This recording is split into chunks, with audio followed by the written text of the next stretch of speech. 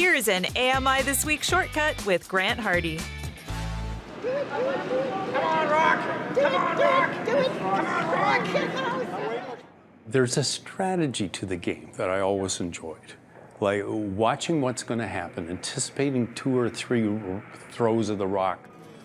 Tim Hurley, one of many curlers on the Vancouver Blind Curling League, slides heavy stones along a long sheet of ice from the hack line or start line at one end, past the hog line, and aiming towards the house or scoring area at the other end. Players can make contact with others' stones to knock them away, and sweepers sweep the ice to help direct the stones. The goal is to be on the team with the most stones in the scoring area at the end of the game. As a longtime curler, it was important for Tim to be able to reconnect with curling after he lost his vision. My disability took a whole bunch away from my quality of life.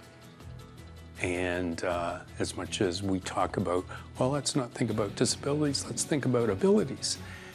I have to pick and recreate what was going to give me value in life. And going out and playing with others in games has got a value. It's a social activity. And by coming out and figuring out how to go curl again, made my life bigger after I lost so much of it. Coaches like Jim Hall volunteer to adapt the game. Well, it's surprisingly quite similar, except the blind or visually impaired can't see all the way down the ice. So we have to use aids like flashlights, or just give them direction on where to throw the rock, provide feedback on the weight, how far down it goes, whether you have to throw harder or less hard to get the rock down the ice. And of course, you don't do any sweeping when you can't see. You might trip over rocks and whatnot.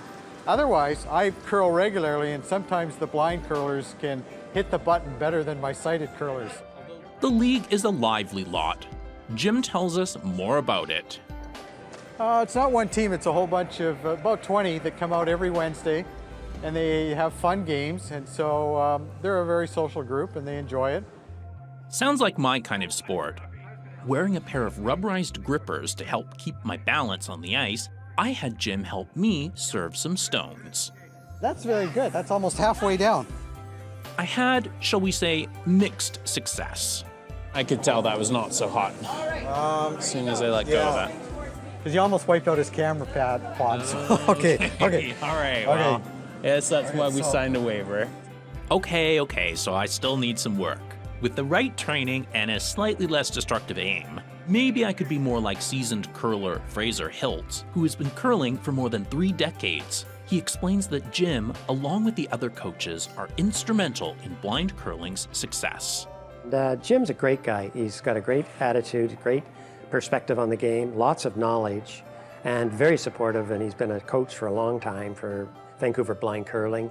A fantastic guy. I always like having him as my coach, but we have a number of coaches, and that's great too. We have almost 8 coaches that come out in their own time just to help us out, and they don't even expect to throw rocks themselves.